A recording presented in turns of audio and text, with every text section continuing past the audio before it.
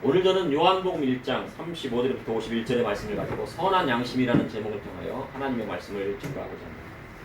과거에 자녀를 키울 때는 대부분 아이가 착하고 건강하게 자라기를 원했습니다. 다른 것은 다 몰라도 건강하고 착한 아이로만 클 수 있다면 더 바랄 것이 없었다고 합니다. 그만큼 자녀를 기르는데 큰 욕심을 부리지 않았다는 것입니다. 학교 가기 전에 부모님께서 항상 학교에 가서 선생님 말씀 잘 듣고 학교 가는 길에 동네 어르신을 만나면 공손하게 인사하도록 가르쳤습니다. 그래서 마을에서 인사만 잘해도 칭찬을 많이 들을 정도였습니다. 그런데 현대사회로 오면서 많이 바뀌었습니다. 도시 생활이 보편화되면서 공동주택의 특성상 이웃과 소통을 하기가 원활하지 않고 상대방을 잘 알 수 없으니 가까이 하기도 어렵고 혹시 모를 일에 대비하고 경계하는 경우가 많아졌습니다. 과거에는 한 동네에 살면 어려서부터 어른들을 보고 사니 인사드리는 것이 자연스러웠습니다. 볼 때마다 계속 하루에 3번 보면 3번 인사드리고 이제 잘 알지 못하는 경우가 많으니 인사하기도 어려운 때가 되었습니다. 그러나 어릴 적부터 인성이 되고 착한 마음을 가지고 있어야 어른이 되어서도 그 마음을 이어가게 된다고 합니다. 사람의 착한 마음과 인성은 하루아침에 쌓이는 것은 아니라고 합니다. 어릴 적 가정 환경과 교육이 쌓여지고 때로는 부모의 유전적인 기질도 그 아이가 닮아간다고 합니다. 물려받는다고 합니다. 그러나 현대사회의 교육은 인성보다는 남과 경쟁하여 이기고 1등이 돼야 한다고 가르칩니다. 너 학교에 가면 공부를 열심히 해서 1등 해라 이렇게 가르칩니다. 그만큼 우리나라는 경쟁하지 않으면 살아남기가 어렵게 되었습니다. 지하 자원도 없고 가진 것이 없다 보니 공부하지 않고 경쟁하지 않으면 천대를 받고 학벌이 없으면 결혼도 어려운 시대가 되었다는 것입니다. 그래서 대학을 안 나오면 좀 결혼도 못하는 시대가 되었다는 겁니다. 그런데 사람의 인생은 경쟁을 통해서 얻어지는 것이 아니라 남을 돕고 배려해주고 남을 위해 살아가는 착한 마음에서 그 사람의 인성이 형성된다고 교육자들은 말을 합니다. 오늘 본문을 보니 예수님께서 나다나엘을 보시고 이는 참으로 이스라엘 사람이라 그 속에 간사한 것이 없듯하셨습니다. 이를 통해 이 시대를 살아가는 저와 우리 성도님이 하시는 하나님의 말씀은 무엇인지 여러분과 함께 은혜를 나누고자 합니다. 첫째, 선한 양심은 하나님의 형상에서 오는 것입니다. 양심이란 사물의 가치를 분별하는 기준이 되기도 하고 자기의 행동에 대한 옳고 그름을 판단하게 됩니다. 양심에서 그것이 옳고 그른지를 판단하게 됩니다. 선과 악을 판단을 내릴 때에도 작용하게 되는데 이러한 도덕적인 의식을 바로 양심이라고 합니다. 이러한 양심은 하나님으로부터 지음받은 사람에게 남아있는 하나님의 형상입니다. 그 흔히 양심이 남아있다는 것은 바로 하나님의 형상이 그 사람 가운데 아직 있다는 것입니다. 이러한 양심은 인류의 보편적인 가치를 지향합니다. 그래서 헌법 제19조에는 모든 국민은 양심의 자유를 가진다고 기록하고 있습니다. 그래 양심의 자유가 있는 나라마다 그 나라는 어떻게 됩니까? 좋은 나라입니다. 그런데 우리나라는 양심의 자유를 보장하고 있습니다. 그러나 북한은 양심의 자유를 보장하지 않습니다. 그런데 우리나라는 양심의 자유를 보장하고 그리고 신앙의 자유도 보장을 하고 있습니다. 세상 어느 누구에나 양심은 다 가지고 있습니다. 오늘 본문을 보니 예수님께서 제자를 택하셨습니다. 그리고 제자들을 택하실 때 그들의 마음을 꿰뚫어 보셨습니다. 그런데 그 마음 가운데 선한 양심이 있는지 선한 양심이 없는지를 보시고 계셨던 것입니다. 요한복음 1장 35절에 또 이튿날 요한이 자기 제자 중 2사람과 함께 섰다가 예수께서 거니심을 보고 말하되 보라 하나님의 어린 양이로다. 세례 요한은 자기 제자 중 2사람과 함께 서 있었습니다. 그런데 예수님께서 이제 사역을 하시기 위해서 거니시는 것을 보게 되고 그리고 요한은 예수님에 대해 보라 하나님의 어린 양이로다 하면서 증거합니다. 이는 요한이 예수님은 메시아이시며 하나님의 어린 양으로 이스라엘 속량하는 대속의 사역을 감당하시게 될 것을 증언하고 있는 것입니다. 그러자 요한의 제자였던 2제자가 그의 말씀을 듣고 예수님을 따르기 시작합니다. 그런데 세례 요한의 제자가 예수님의 제자가 되었다는 거죠. 세례 요한은 주의 길을 예배하고 준비하는 사역을 맡은 자입니다. 그래서 그는 예수님은 승하여야 하고 자신은 세하여야 함을 알고 있었습니다. 그러니 그의 제자들에게 예수님을 소개하고 그분의 제자 되는 것을 막지 않으셨습니다. 자기 제자가 다른 사람의 제자가 된다는 것은 상당히 자존심이 상하는 일입니다. 그러나 예수님께서 세례요한은 자신은 쇠해야 되고 예수님은 흥해야 되는 것을 알았습니다. 그래서 자기의 제자가 예수님의 제자 되는 것을 막지 않았던 것입니다. 어찌 보면 세례요한의 방식대로 회개하고 물세례 받은 사람들이 예수님의 제자가 되었다는 것입니다. 세례요한의 방식대로 회개한다는 것은 무엇입니까? 하나님의 형상을 회복하고 선한 양식을 회복하고 물세례를 통하여서 거듭난 사람들이 예수님의 제자가 된다는 것입니다. 요한복음 1장 38절에 39절에 예수께서 돌이켜 그 따르는 것을 보시고 물어 이르되 무엇을 구하느냐 이르되 랍비 어디 계시오니까 하니 랍비는 번역하면 선생님. 예수께서 이르시되 와서 보라 그날 함께 거하니 때가 10시쯤 되었다. 예수님께서 그들이 따르는 것을 보시고 무엇을 구하는지 물으셨습니다. 그러자 제자들은 랍비 어디 계시오니까 여쭙습니다. 예수님께서 여기 계신데 예수님 어디 계십니까? 왜 물었을까요? 랍비 즉 율법 선생을 극존칭할 때 사용하는 말인데 제자들은 진리가 어디에 있습니까? 하나님의 말씀의 진리가 어디에 있습니까? 그렇게 여쭤본 거예요. 랍비 어디 계시오니까? 선생님 진리가 어디 있습니까?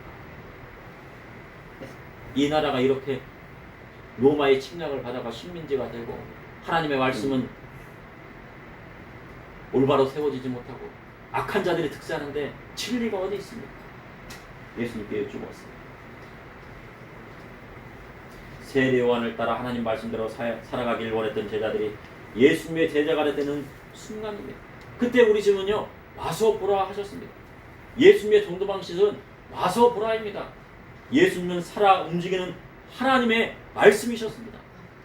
하나님의 말씀인데 예수님의 말씀은 어떻게 된다고요? 살아 움직였어요. 태초에 천지를 창조하실 때 말씀이 육신에 이 땅에 오신 분이 우리 주님이십니다.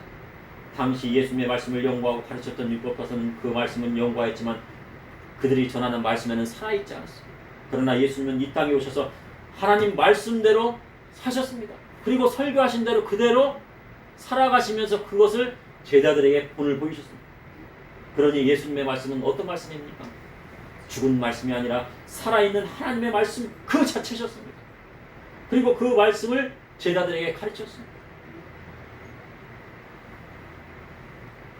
예수님은 제자들에게 서로 사랑하라고 말씀하시고 그냥 말로만 하신 것이 아니라 직접 예수님의 제자들을 발을 하나하나씩 다 어떻게 했어요? 씻어주시고 그 먼지 많은 씻어주시고 그리고 떡을 나누시면 이것은 내 살이다. 포도주를 나누시면서 이것은 뭐라고요? 내 피다. 언약을 세우는 피다 라고 말씀하셨습니다. 그리고 모든 생명을 다 바치시며 가서 우리를 사랑하여 주시고 구원하여 주시고 영생을 선물로 주신 것입니다. 그러니 예수님은 누구십니까? 살아계신 하나님의 말씀이신 것입니다. 말씀 그 자체이신 것입니다. 요한복음 1장 40절에 요한의 말을 듣고 예수님을 따르는 두 사람 중에 하나는 시몬 베드로의 형제 안드레였습니다.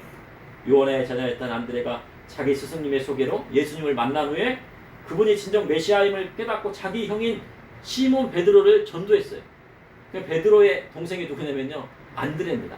안드레가 예수님을 만나고요 이분이 메시아인 것을 깨닫게 되고 형을 전도했어요. 안드레가 얼마나 기뻤던지 자기 형제 시몬에게 우리가 메시아를 만났다고 그 형을 데리고 예수님께 오니 예수님께서 보시고 내가 요한의 아들 시몬이 장차 개바라 하리라. 예수님 벌써 뭘 하셨다고요?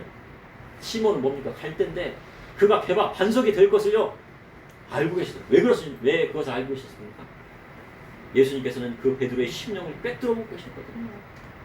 그가 개바가 될 만한 제목이었다는 것을 꿰뚫어 보셨어요. 그에게 뭐가 있어요? 선한 양식, 하나님의 형상이 있었다는 거예요. 그러니 그를 잘 사용하면은 개바, 바로 반석과 같은 그런 사람이 될 것이라고 우리 주님은 생각하신 것입니다. 예수 그리스도 앞에 서면 그 사람의 마음이 다 드러나게 있습니다. 예수님 앞에 서면요 감출 것이 없어요. 예수님 앞에 섰던 삭개오가요 자기의 모든 것이 다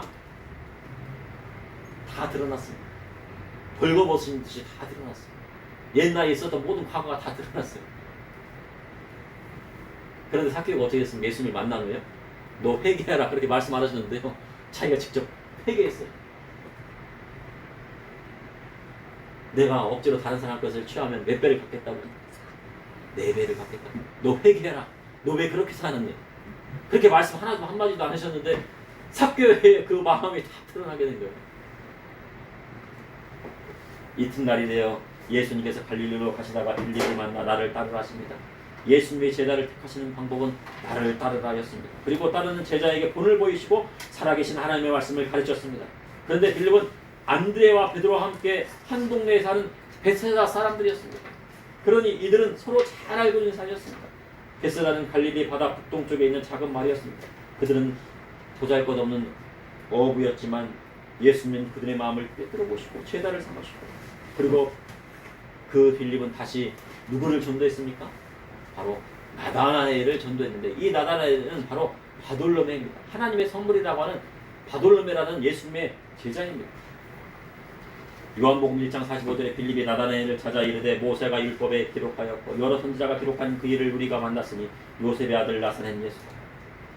빌립은요, 나다나엘에게 모세 율법에 기록한 여러 선지자의 말씀하신 메시아를 만났다고 나다나엘에게 소개했습니다.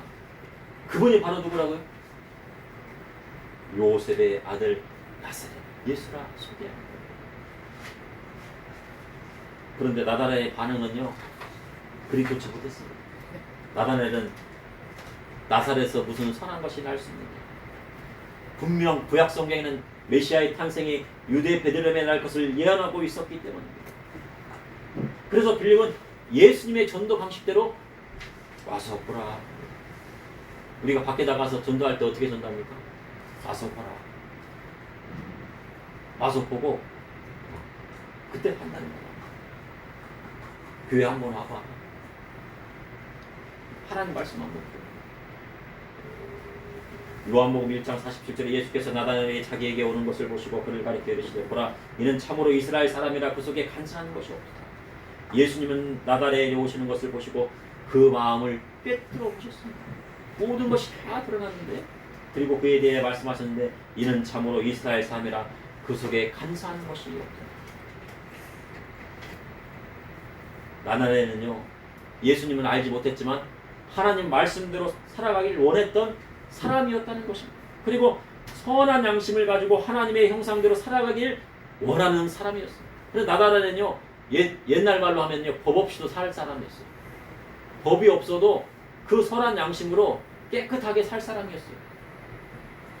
그래서 주님은 그 사람이 참으로 이스라엘 사람이라 하신 것입니다. 그리고 그 속에는 간사한 것이 없다고 하셨습니다.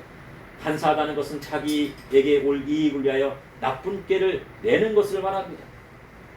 그리고 간사하다는 것은 올바르지 못한 마음입니다. 성경에서는요, 그 올바르지 마음에 대해서 삐뚤어진 마음, 굽은 마음, 나 삐뚤어질 거야. 굽은 마음, 삐뚤어진 마음을 뜻합니다. 그런데 나다나엘은요, 간사한 것이 없었습니다.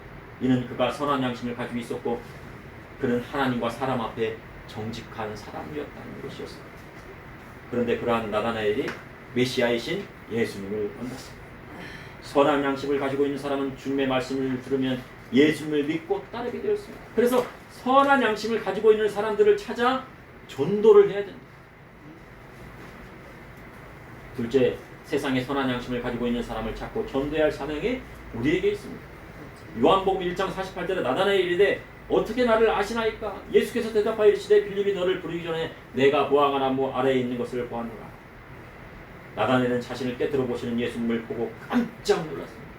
자신이 어떤 사람인지 예수님 벌써 다 알고 계셨기 때문에 하나님은 그 심령을 꿰뚫어 보시고 감찰하시는 분이십니다.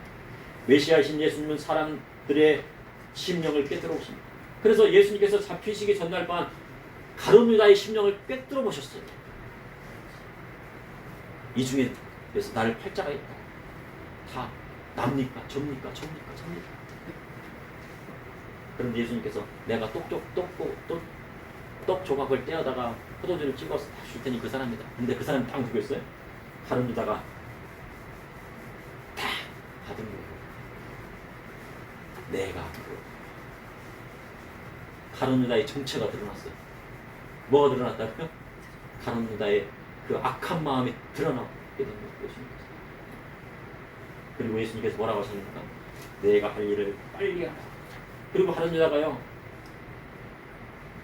악한 영이 씌어가 밖으로 뛰쳐나가 예수님을 30에 받아버렸어요.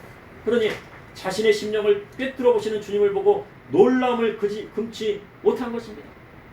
보통 부모님들은요 자녀들의 마음을 어느 정도 읽는다고 합니다. 자식들의 표정만 보아도요 그 자식이 그 자녀가 어떤 마음을 갖고 있는지를 대부분 압니다. 대충 알아요.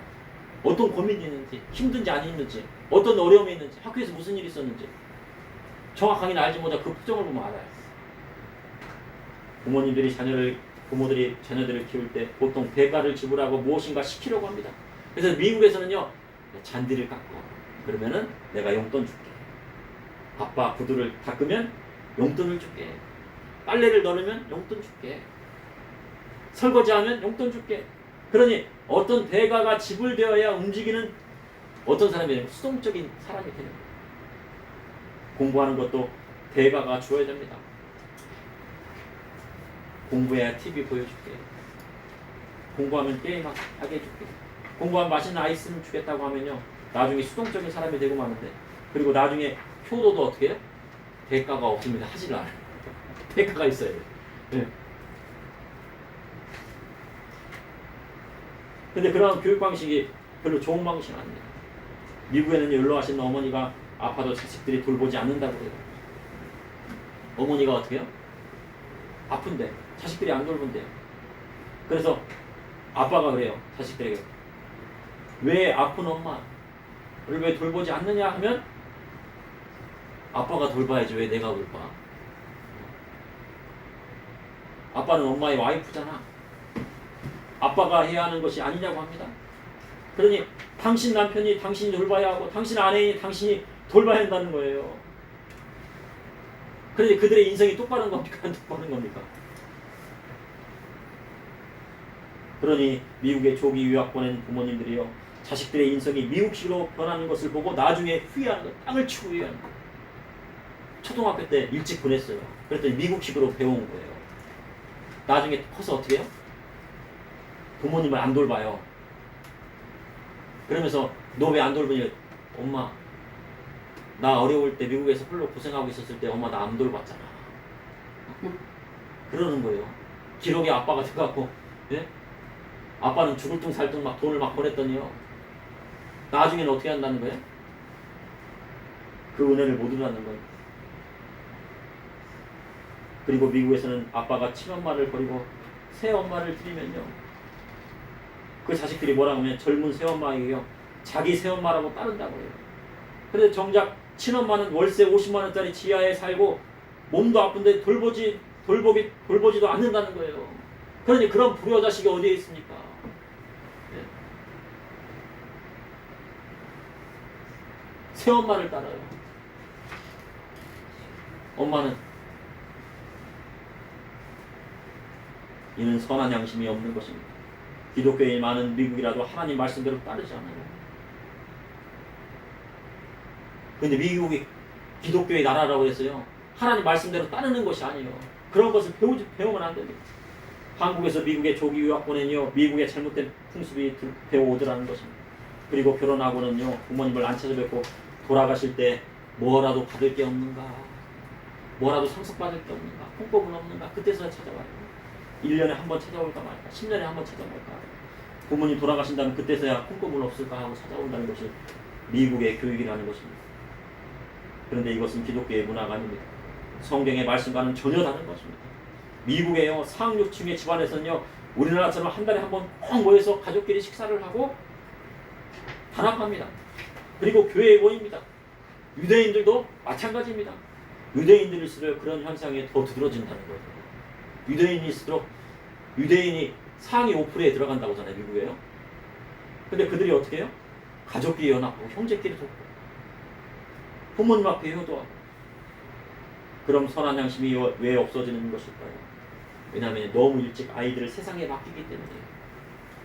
아기가요 힘이 드는데요 엄마 아빠는 찾아오지 않고요 일한다고 바빠서요 데리러 오지 않아요.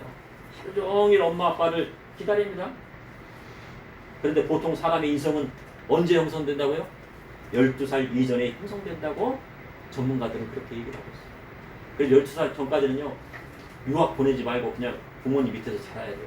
만약 유학 보낸다면 같이 가야 돼요. 온 가족. 그래서 그 기간에 충분히 부모님 사랑을 많이 받아야 건강한 아이로 성장한다는 것입니다. 과거에는 미국에서는 어떻게 합니까? 애들이 태어나자마자 몇 살 안 되면 따로 재우잖아요. 근데 우리나라는 어떻게 해요? 같이 자잖아요. 그러니까 부모님 사랑을 받는 거예요. 근데 우리나라 방식이 어쩌면 더 좋은 것입니다. 세상에는 그래서 그 기간에 충분히 부모님 사랑을 많이 받아야 건강한 아이로 성장합니다. 세상에는 거룩한 나라, 거룩한 민족이란 처음부터 없는 것입니다. 모세가 애굽의 왕자로 있을 때 이스라엘 자손을 보니 어떻게 뵙니까? 어머니부터 요게벳을 통해서 배웠을 거 아닙니까? 네 민족은 이스라엘 자손이다. 하나님 백성이야. 유모로 들어갔잖아요. 누구의 소개래? 미리암의 소개로. 누나 미리암의 소개로 중에 우리 엄마를 쓰세요. 우리 엄마라고 안 하려고. 유모를 하나 드리겠습니다. 히브리인의 유모를 하나 드리겠는데 그분이 누구예요? 요게벳이에요. 그래서 누구를 가르쳤겠어요? 너는 이스라엘 자손이고 하나님 백성이야. 그걸 가르쳤죠. 그런데 애굽의 왕자로 있다가요. 자기 민족을 다 보러 갔는데 뭘 하고 있더라는 거예요? 서로 치고받고 싸우다라는 거예요. 서로 멱살 잡고 막 싸우고 언제? 그래서 하나님께서 시내 산상에 3개월 동안 머물면서 하나님 백성으로 살아가야 하는 말씀을 주셨습니다.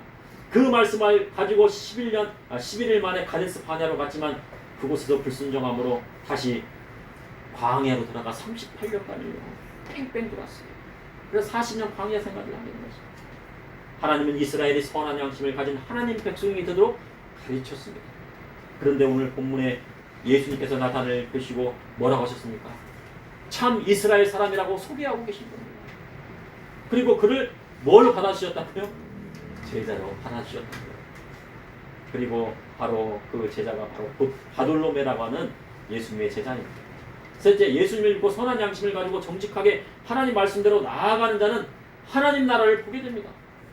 예수님을 믿게 되면 선한 양심이 살아나고 하나님의 형상이 회복되어 성령님을 우리 안에 모시게 됩니다. 그래서 정직하게 살아가게 됩니다. 나단에는 예수님께서 어떻게 나를 아시는지 궁금했어요. 아니, 내가 정직하게 살아가는지, 선한 양심을 살아가는지, 참 이스라엘 사람인지 어떻게 하셨을까? 어떻게 하셨지?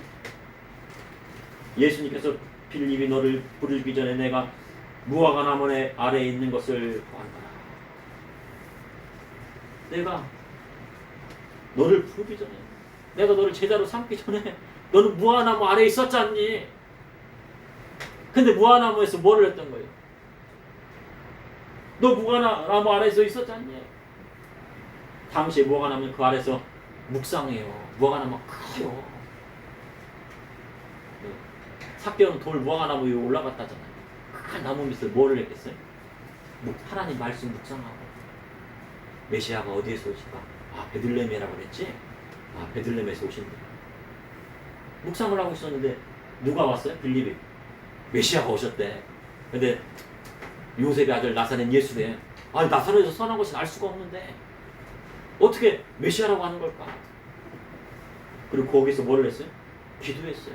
무슨 기도했겠어요? 예, 하나님 참 메시아를 만나게 했어요. 그리스도를 만나게 해주셨어요. 이 나라 회복시켰어요. 이 민족 회복시켰어요. 우리 가정 하나님 말씀대로 서게 해주세요. 선한 양심을 가지고 있었다는 거예요. 그러니 빌립이 나다나엘을 소개하기 이전부터 주님은 나다나엘을 알고 계셨으며 그 10년까지 꿰뚫어 보고 계신 것입니다. 그러니 나다나엘 그 자리에서 꼬꾸라져 갖고요 고백했어요. 무슨 고백을 해요? 요한복음 1장 49절의 말씀 다 같이 합독하시겠습니다. 나다나엘이 대답하여 아네 랍비여 당신은 하나님의 아들이시오며 당신은 이스라엘의 임금이었습니다. 이는 예수님을 이스라엘 권하실 메시아이심을 고백한 것입니다. 나다나엘은 바돌로메로 제자로 후에 디베라 호숫가에서요 베드로와 함께 부활하신 주님을 만나게 돼요. 7명이서 물고기 잡고 있었잖아요. 그때 그 중에 누구도 있었다는 거예요? 나다나엘이 있었다는 거예요. 나다나엘이 어디 출신이라고요? 베스다 출신이라고 했잖아요. 어부였어요. 어부. 베드로 안드레와 함께 이 나다나엘이 베스다 출신이니까 그 호숫가에서 물고기 잡고 있었겠죠. 그런데 그 부활하신 주님을 만나게 되고 그리고 주님의 제자인 사도로서의 삶을 살았습니다. 예수님을 만나게 되면 나다나엘처럼 개인의 삶이 바뀌게 되는 거예요. 선한 양심이 회복되고 하나님의 형상이 회복되고 선한 양심이 회복되고 하나님의 형상이 회복되는 그 안에 누가 찾아오십니까? 성령 하나님께서 찾아오셨어요. 모든 것을 다 치료해 주시고 모든 마음을 치료해 주시고 질병까지도 다 치료해 주시는 분이 바로 우리 성령님이세요. 그래서 먼저 뭐가 회복되어야 된다고요? 선한 양심, 하나님의 형상이 회복되어야 된다는 것입니다. 그런데 나라와 민족도 마찬가지라는 것입니다. 세상에는요 처음부터 거룩한 나라, 거룩한 민족이 없어요. 우리나라가 흰옷을 입어서요 백이민족이라고 하잖아요. 그래서 우리나라는 야 흰옷을 즐겨 입고 백이민족이니까 거룩한 민족이 거룩한 나라야 할 수 있습니다. 그러나 사실은요 입을 게 없었어요. 입을 게 없어갖고 흰옷을 입은 거예요. 네? 배 짜서 입고 옷 짜서 입고 염색할 거 없으니까 무슨 옷을 입었어요? 흰옷을 밖에 없어요. 그런데 19세기 말에 선교사님들이 들어갔고 1984년에 이제 처음 들어오고 1884년, 85년에 이제 처음으로 선교사님 들어오고 그 전에 이제 100년 전에 천주교회 신부님들이 들어왔죠. 근데 1885년에 19세기 말에 선교사님들이 들어와서 교회를 세우고 이제 들어왔는데 그때 그 당시 우리나라를 딱 보니까요. 뭐 하는 민족이에요? 술 먹고 첩질을 해요. 간음하고요. 뭐를 즐긴다고요? 술과 담배를 즐기고 거기다가 일이 없는 겨울엔 뭐를 한다고요? 도박을 해요. 그래갖고 자기 아내를 어떻게 한다고요? 팔아먹을 정도로 고약한 습성을 가지고 있었다는 거예요. 그게 선교사님들의 증언이에요. 그리고 과거 조선시대 형제를 뭐로 삼아요? 노비를 삼았다는 거예요. 홍길동전에 그것이 나옵니다. 아버지를 아버지라 부를 수 없고 형을 형이라고 부를 수 없어요. 그 배다른 형제를 어떻게 해요? 노비 삼는 거예요. 호영을 할 수 없게 됐다는 거예요. 관노비는 뭐라고요? 평생? 관노비예요. 양반의 씨가 들어간다고. 노비로 크는 거예요. 헤어나올 수가 없어요. 자기 자식인데도. 그랬던 나라와 민족이 기독교 선교사님 들으면서 학교가 세워지고 병원과 교회와 가수원을 만들면서 조금씩 변하기 시작합니다. 우리 한글 보면요 띄어쓰기를 하잖아요. 그래서요 교회를 딱 세워놓고 이제 우리나라의 성경을 이제 번역을 해야 되는데 한문 성경이 있잖아요. 성경을 뭘로 번역할까요? 그러니까 사람들이 뭐라고 합니까? 한문으로 해야 됩니다. 막 그런 거예요. 한문을 하면 누가 읽어요?